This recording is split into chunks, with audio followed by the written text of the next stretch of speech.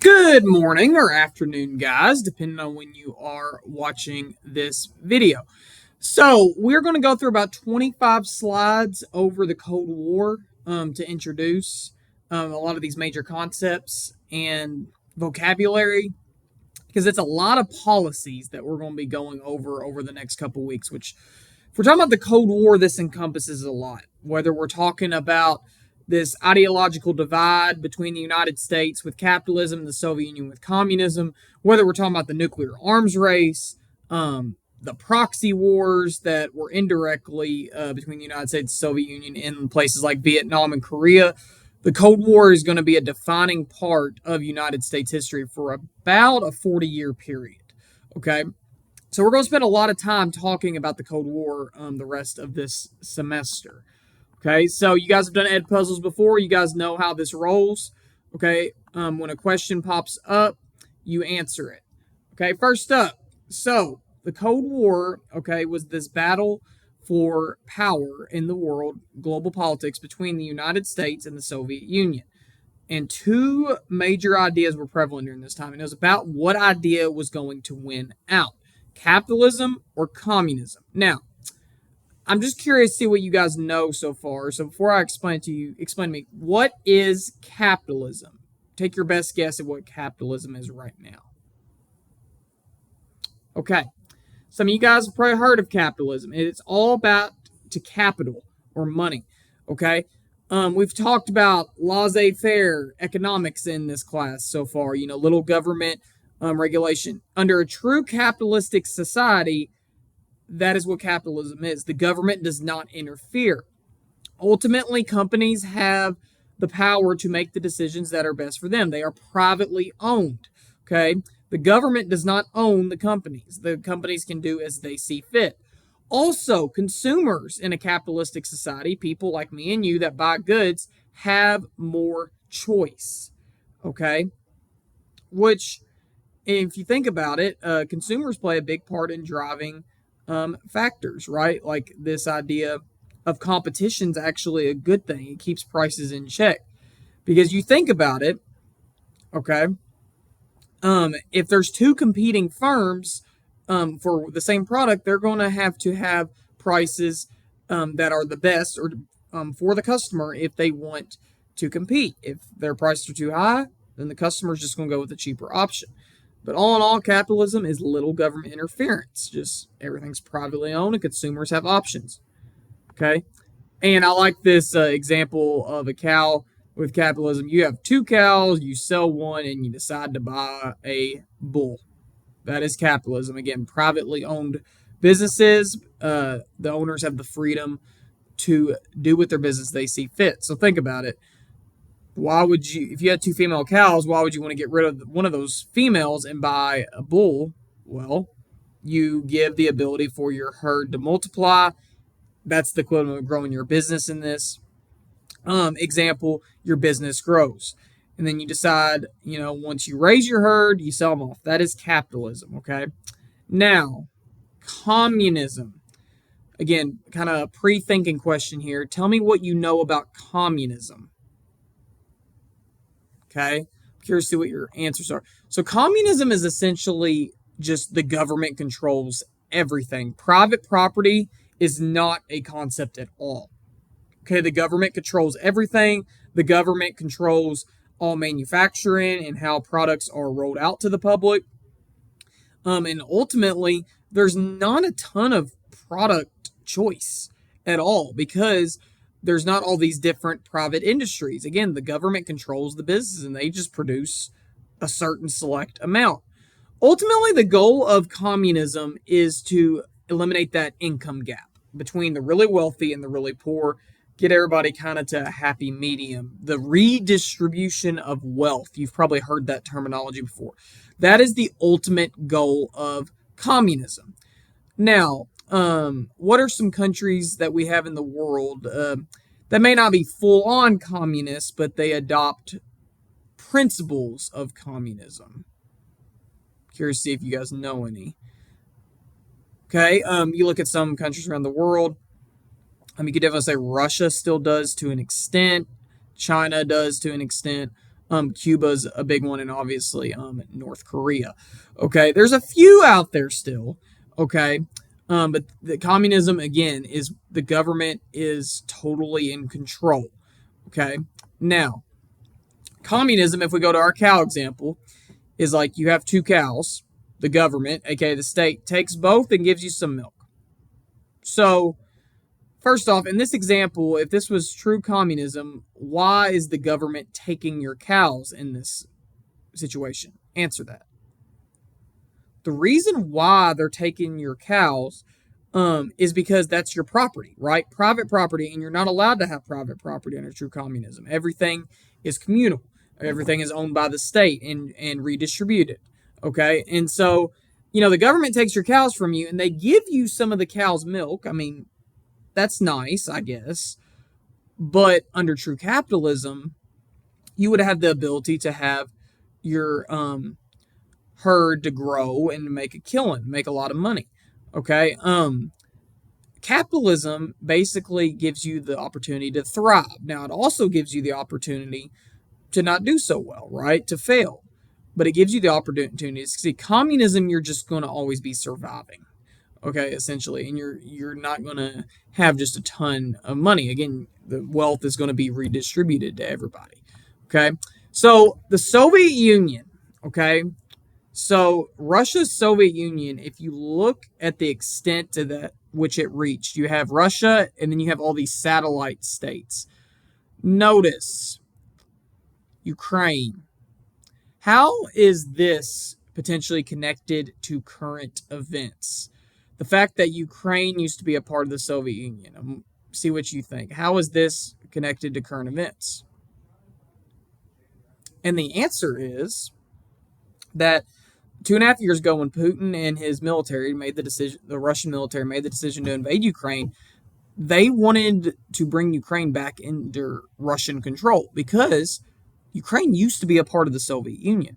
So we hear about the Ukraine-Russian war, and this is a connection all the way back to the Cold War. Okay, now tensions are growing with Stalin and the USSR. Back to history. Okay, so Stalin, again, we had fought alongside the Soviets during World War II, but quickly after the war is over, we start to worry about the Soviets and the spread of communism. So after the war is over, Stalin had promised the Allies that these Eastern European countries that had been liberated from the Nazis, places like Poland and Romania, would be allowed to have democratic elections. However, Stalin did not hold up this end of the bargain. Instead, he used military force to have these puppet governments installed. Okay?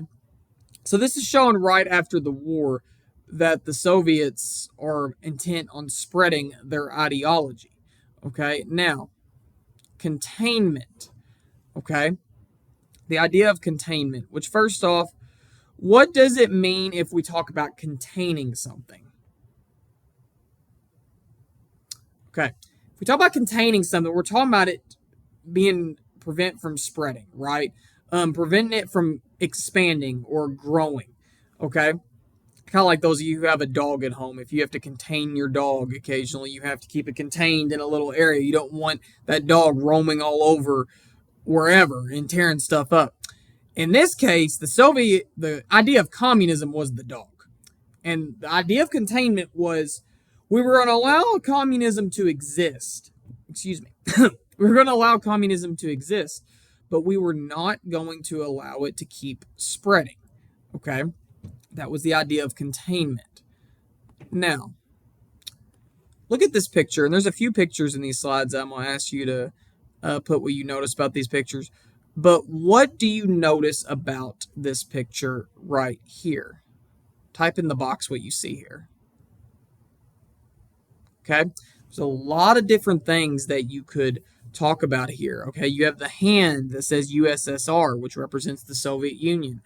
The finger tapping these little countries, like Laos, Vietnam, Taiwan, Korea, Philippines, Japan. Okay? And notice, if one of these falls, these are dominoes, then all will fall. And notice, what's the significance of this last one being the United States? What's the in Canada. What is this showing about communism and the extent to which it could spread if we let it? It's showing that it could spread all around the world. Okay, yes, you see here, all these places are in East Asia and the Pacific Rim, right? Other side of the world, okay, Eastern Hemisphere. It's no mistake that the messages that this artist of the cartoon was trying to make, that the last two listed are Canada and the United States. It's showing that if one place falls to communism, all other places will. So this is important, okay? Because this is going to be a defining part of the Cold War. Just this constant fear that communism is about to spread and take over the whole world, and what the United States is going to do to try to stop that from happening.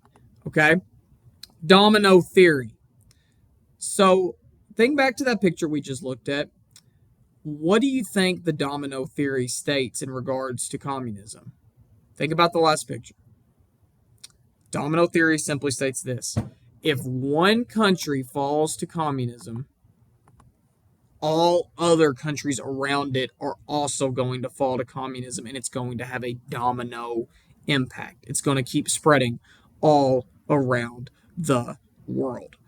Okay, I mean, this is kind of like doomsday-ish. Like, if we let one of these places spread, communism spread to one of these places, it's going to just keep going and going and going and going. And you see a lot more propaganda here. It's like, it's your choice. Where are we going to draw the line against this communist aggression? And notice, like, China's been taken over, North Korea has been taken over, and it's like, how much more are we going to put up with? Now, oh crap, another picture here. Tell me what you see in this picture.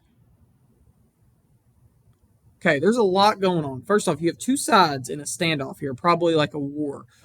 You notice both sides have nuclear weapons, nuclear missiles, okay? Hydrogen bomb, okay? But notice what they're fighting with. They're fighting with arrows instead of the bombs. Why do you think this is the case? Why are they using the arrows, the bow and arrows, instead of... I mean, both sides have nuclear weapons. They have the ability to unleash the power of 1,000, 10,000 suns, whatever, okay, on their enemy. So why aren't they using them? They have the ability to. They have the nuclear weapons on their side, but why are they not using those bombs? The question, the proof is in the pudding if you read the label. On no account to be used because the enemy might retaliate.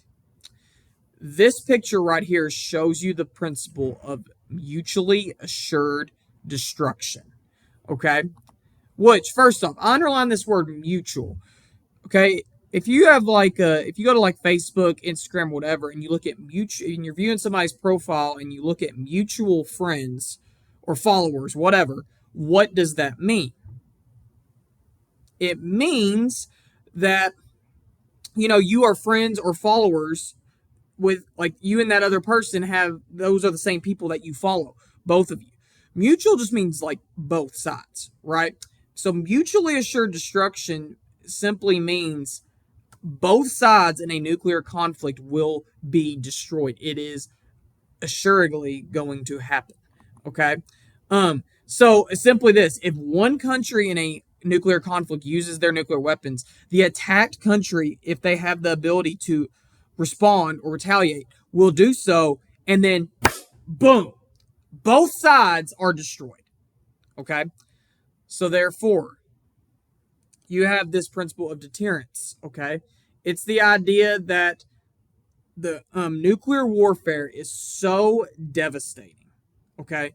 Both sides, we're not, at this point in history in the 50s, we're not that far removed from Hiroshima and Nagasaki, so the world will note, quoting Harry Truman there, or will remember what happened in Japan that day. They still do. Okay? They still remember the devastation that was unleashed on Hiroshima and Nagasaki. So, does either side really want to escalate this to the point where they're launching nukes back and forth? And the question is no. So, neither side in a nuclear standoff, hypothetically, according to this principle and this idea, they are not going to use nuclear weapons because the other side will retaliate and they'll respond. And some of y'all may be like, well, what about if we're fighting a country who does not have nuclear weapons? Well, okay, let's say that's hypothetically the case. Okay, they have allies. And if we attack a country, then if they are allies with that nation, the ally will step in and help out. So this is a very, very shifty situation right here. The sands shift quickly with this. If one country decides to launch a nuclear weapon, it's pretty quick the other side's going to launch one back, and then who knows where it stops. Okay? Which, by the way, when was the last time a nuclear weapon was used in war? What's the only 2 times in human history it's been used?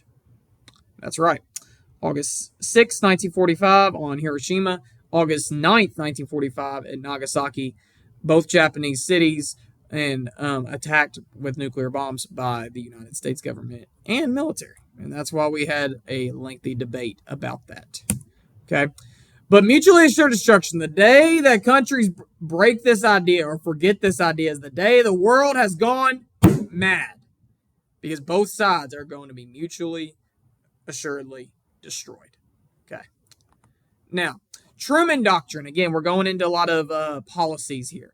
So obviously, Harry Truman takes over after FDR dies and finishes out World War II in the Pacific, makes the decision to drop the atomic bombs. But he's also having to navigate how is the United States going to interact in this post-war era. Okay.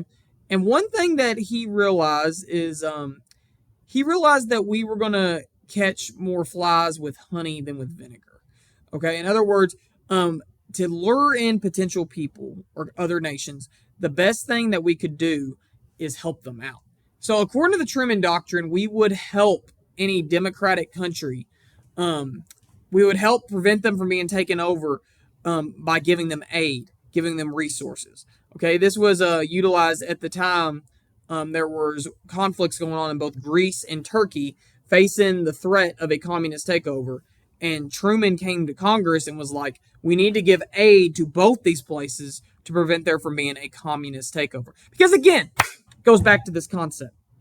Why can we not let these places fall to communism? Why? Because if one of them falls, countries around it will fall. And then who's to say the United States of America is not next? Domino theory. Okay. Truman Doctrine. This is a great picture right here. So what do you see in this picture right here? Write down the details that you notice. So you see here, you have Truman in a little hot air balloon over Europe throwing cash out. He's making it rain. Okay. And he's trying to blanket Europe in this cash under the Truman Doctrine. This is also shows ideas of the Marshall Plan that we're about to talk about in a second, helping Europe rebuild. Because if you look, the ominous cloud of the virus of communism is looming above Europe. So we're trying to give money to these nations, these democratic countries, to protect them from a communist threat. Okay, and also just to help them rebuild. So speaking of money, Marshall Plan. We wanted to help Europe recover. Okay, because think about it. Why is it going to be hard or difficult for Europe's economy to recover after the war? Or why is Europe's economy in shambles after World War II? There are many different reasons why, right? First off, the actual fighting that took place in, France and Germany and Italy during the war has leveled some cities. The infrastructure for trade, your railroads and roads are gone. So it's going to make it more difficult to trade, to get raw materials, to ship goods. That leads to an increase in cost. Factories themselves have been destroyed. And also, not to be morbid, you have less people. You have less workers. You have less consumers. So this is not necessarily just an opportune time for the European economy. They need a little injection. And you think about the United States at this time. Why is the United States in a good spot to help out these countries? Why is the United States doing so well all of a sudden after World War II? Well, outside of Pearl Harbor, none of the battles happened in the United States. Our infrastructure has been largely untouched. are unaffected. Our factories are producing at record rates. The economy is humming better than it has in about 15 years. So we financially are in a good shape, believe it or not, at this point. At least our economy is, to try to start to help Europe out with the Marshall Plan. But this was huge. Okay, the aid that we injected in to Western Europe, several Eastern European nations did not benefit from the Marshall Plan because Stalin and the Soviets convinced them the Americans are evil and they're trying to brainwash you, and so they didn't show up to this little conference where they were going to divvy out the cash, and they didn't reap the benefits. But Western Europe did, and this helps Western Europe prosper like it had not even before the war. Okay. Notice this. Basketball. What do you notice about this picture? A lot going on here. Well, look who's playing. Mustache Man Stalin is playing for the Soviet Union. The Marshall Plan. It's coming in. It's going to try to help the United States, or excuse me, help Western Europe recover. Because that's what the goal is, right? And he's standing here ready to watch it. Actually, do I have a ball in here? Yes, I do. He's ready, waiting. It's coming, it's coming, it's coming to save Europe, and boom! He's about to swat it away. Okay, and convince these countries, hey, you don't want the United States help. They're evil. They're capitalist, and they're greedy. So, again, this is going to be a defining part of the Cold War. This ideological battle between capitalism and communism. Last thing we're going to talk about. So we didn't have a ton of time to go over this in class, but I'm curious, do you know, what did the Allies decide to do with Germany after World War II? As far as the land of Germany, what did they do with it? And the question is, or excuse me, the answer is, they simply split it up. Like a cake. They took the Allies and gave them each a part of Germany, including the capital of Berlin. So, they split up the actual land of Germany, but they also split up the capital, okay, into different little zones of occupation. Now notice, so you have these parts of Germany controlled by the Allies, right? Here was the United States little section. But if you look at this little square, that's where Berlin was. Now, notice. So, where my mouse is, that's where Berlin is. What's the issue here? Yes, part of Berlin is controlled by the French, the British, and the Americans of West Berlin itself. But what is entirely around the capital of Berlin? The capital of Germany, Berlin. What, if you look at this map, is entirely around the capital of Berlin? And you look. It's all Soviet-controlled territory. This is going to get dicey, okay? Because eventually what we're going to end up with is West Germany, that's controlled by the non-Soviet allies, and then East Germany, which is controlled by the Soviets. And then you also have West Berlin and East Berlin, okay? The Berlin Wall built right down this dividing line by East Germany to prevent people from going to West Berlin. West Berlin was known as an island of democracy, okay, because it was in the middle of a sea of communism. Again, you look around West Berlin and just Berlin in general, it's entirely communist territory around it, okay? So how is this going to be an issue? Well, Stalin's going to try to get the whole city of Berlin to fall under communist rule, and this is how he did it, okay? Not the Berlin Wall. That was just... if you look at the yellow marks, that's what the Berlin Wall was. But the Berlin Wall was built by the Soviets in the 1960s, and it was actually built to prevent people in East Berlin who were living under communist rule from going to West Berlin, which was democratic and capitalistic. Okay, so they literally had to build a wall to keep people in. East Berlin and East Germany did. Now, the Berlin airlift. So again, this is the answer to what Stalin was going to try to do to get the city to fall under communist rule. And simply, he was trying to cut off supplies. He was trying to choke them out. Okay? So the Soviets block off, because if you look at the map, again, All roads that come into West Berlin go through East Germany. Okay? I know that sounds weird, but again, Berlin is in the middle of East Germany. Okay? The land that's being controlled by the communist Soviet Union. So Stalin and the Soviets decide, you know what? We're going to cut food off from going into West Berlin, cut off supplies, everything, all the necessities of life. And he hopes that the whole city of Berlin will fall to the Soviet Union. Now, think about this. Why is this significant?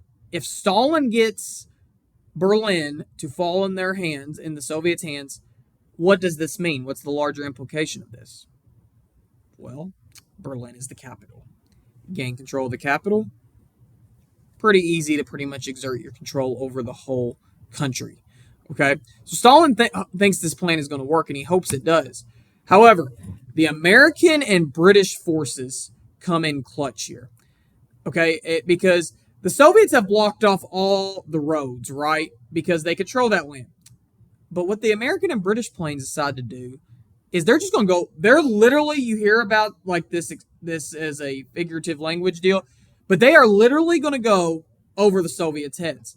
And the American and British planes fly over the communist territory into West Berlin with the supplies needed to help the people of West Berlin survive. Okay? And you have to think, because people always ask, like, well, why didn't the Soviets shoot the American and British planes down? Think about this. Why would Stalin and the Soviets be hesitant to take this course of action? Well, shooting an American and British plane down would be seen as an act of war. Okay? And nobody was really wanting to escalate toward a war at this point. I mean, we are only 3 years removed from the horrors of World War II. So, Soviets ultimately do nothing about this, and the Soviets end up lifting the blockade. And this is the first of many victories for the West and for capitalism and democracy. You look at these pictures right here. What do you notice about this picture right here? Write a few details down. You notice you got Stalin shaking his fist. He's frustrated, but the American and British planes are literally going over his head into Berlin, specifically West Berlin. And then here, right here, write down what you notice about this picture. What do you see in this picture? Well, he's in Berlin. Stalin's in a chimney. He's got his gun. And what are these?